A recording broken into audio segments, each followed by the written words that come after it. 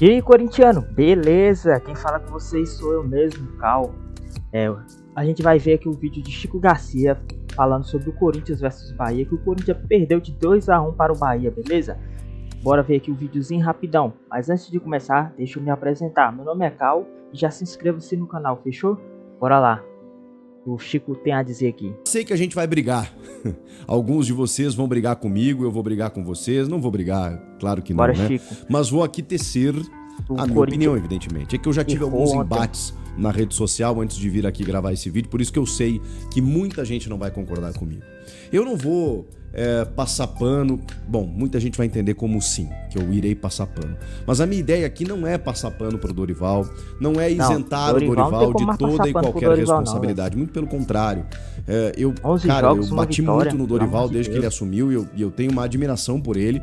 Mas eu preciso fazer esse preâmbulo, tá? Em vários momentos cheguei aqui e disse, gente, o trabalho não aconteceu, não tá rolando, o time do Ramon tava melhor, tava jogando mais e tal. Aí aos pouquinhos eu fui reconsiderando, dizendo o seguinte, olha, cara, acho que a defesa temos um ponto aí. Acho que o Dorival conseguiu, pelo menos, que o time não vazasse tanto. Do meio pra frente, ele não tem os jogadores, e não tinha mesmo. Em vários momentos ele dependeu de Thales, Romero ou das categorias de base que ele não usava e agora ele precisou recorrer às categorias de base de uma forma mais intensa e vimos que talvez aí esteja um equívoco. Por que não antes? Por que não antes utilizar os meninos da base? Isso vale para todos os outros técnicos que passaram também, tá? Mas especificamente para o Dorival, que estava com dificuldades e ainda está. Não tem Yuri, não tem Memphis, não tem Carrilho. Eu nem vou contar o Romero que estava suspenso, porque esse nem solução estava sendo, né? Mas enfim, é mais um desfalque que o Dorival tinha de um jogador experiente, é um líder, enfim, né, de alguma alternativa que ele pudesse usar. É fato, gente, que o Dorival tinha muitas dificuldades para montar o time hoje. O ataque titular foi com dois meninos, o Kaique e o Guinegão. E aí é aquele contraditório do futebol. Poxa vida, o ataque titular foi um ataque de garotos que nunca tinham jogado juntos no profissional e eles foram muito bem. Eles foram muito bem. Melhor, inclusive, que a insistência em Thales e Romero quando você não tinha Memphis e Yuri em determinado momento, por exemplo. Então, aí fica aquela pulguinha atrás da orelha. Poxa vida, por que não botou antes? Pô, o Kaique fez o gol do título do Corinthians na Copinha em 2024, janeiro, ano passado. E agora recebeu uma oportunidade para começar um jogo.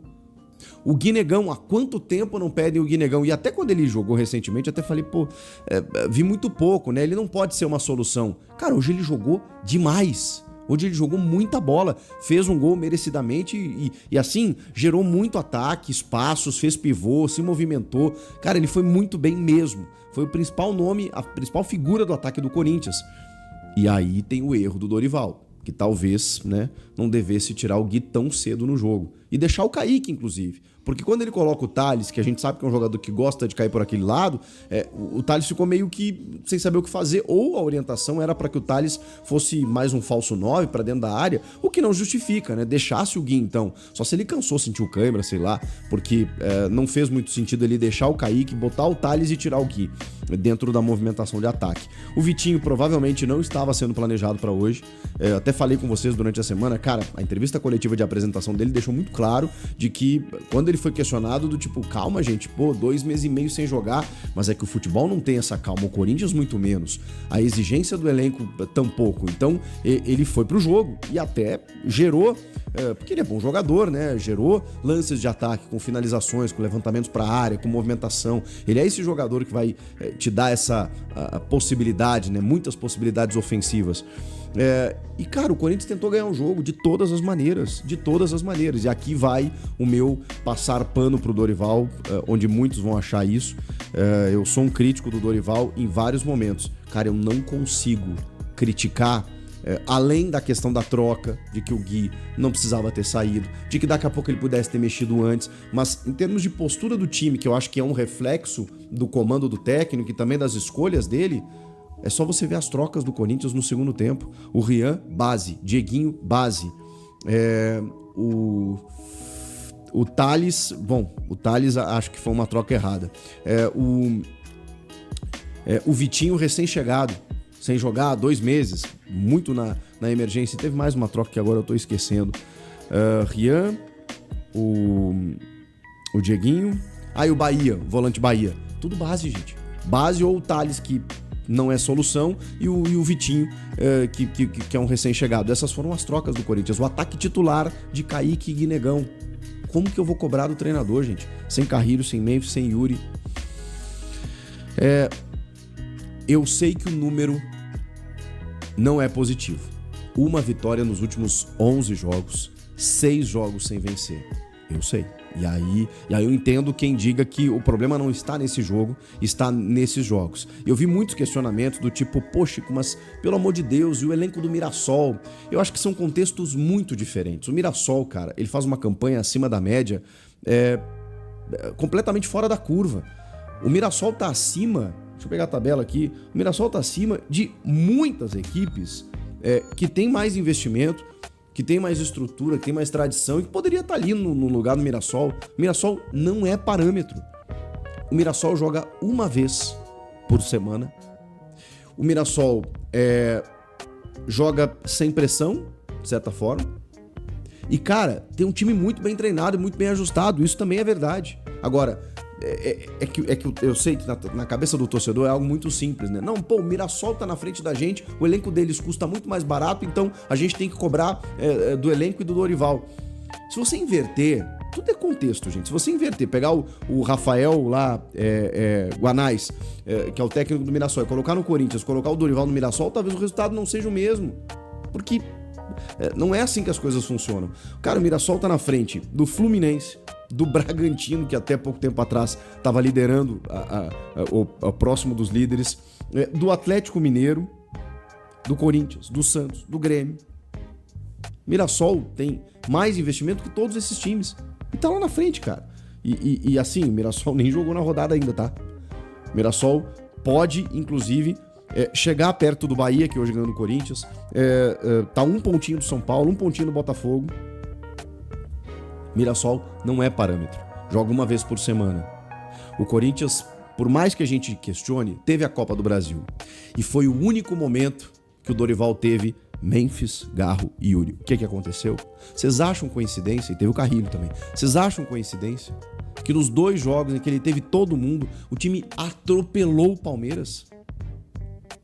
Então, assim, é claro que eles nem sempre estarão à disposição e você vai ter que encontrar soluções. O próprio Zubeldia, na reta final, acabou demitido, mas o Crespo também, cheio de dificuldades, foi lá, remobilizou o time, conquistou bons números e tudo mais. Caiu pro Atlético Paranaense na Copa do Brasil. Vocês trocariam? Eu sei que não é assim que funciona, mas o time passou na Copa do Brasil quando ele teve todo mundo à disposição. Ele não vai ter sempre, não vai ter 90 minutos e não vai ter todos os jogos. Ele tem que encontrar soluções, mas, cara, com Thales e Romero não tava rolando. O Héctor Hernandes já nem tá mais nos planos, porque o Dorival viu que, cara, não vai rolar. E aí o que ele fez? Apelou pra base. Tardiamente. Essa é a crítica. Tardiamente. Poderia ter apostado antes. O Kaique, cara, eu tô pedindo o Kaique no time há muito tempo. E eu nem acho que o Kaique tenha feito... Acho que ele fez um ótimo jogo pra um primeiro jogo, pra ser um ataque de garotos ali começando. Maravilhoso. Tinha que ter botado antes. Hoje ele já estaria com uma rodagem maior. E o mesmo vale pro Guinegão. Essa é a crítica. Ter botado o Dieguinho um pouco mais cedo no jogo hoje, essa é a crítica. Agora, cara, tirando isso, foram 25 finalizações. 25 finalizações contra 8 do Bahia. O Bahia foi perigoso em determinado momento, quando o time se expôs, quando ele tira o André Ramalho, por exemplo, deixa o Ranieri ali como zagueiro para botar mais um atacante. Claro, porque ali ele tá no tudo ou nada, ali ele tá buscando um empate pelo menos dentro de casa para poder não perder o jogo. E tá certo. Eu não posso criticar o Dorival por isso, por tentar ganhar o jogo. Expôs o time? Sim. O Dorival ficou perto em alguns momentos até de fazer o terceiro? Sim. Mas vamos lá, cara.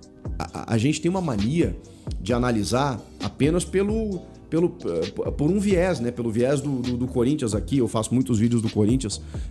Cara, o Bahia tem um puta investimento europeu.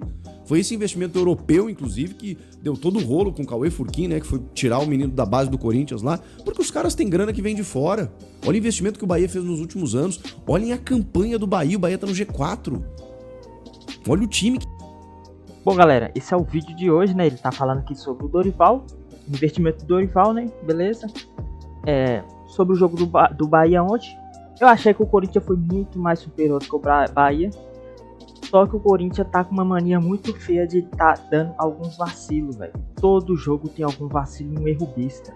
Principalmente aquele pênalti dentro da área. Como não existe você dar um carrinho dentro da área com o jogo empatado, sabendo a dificuldade que tava, mano. Não consigo entender. Hugo vacilando também.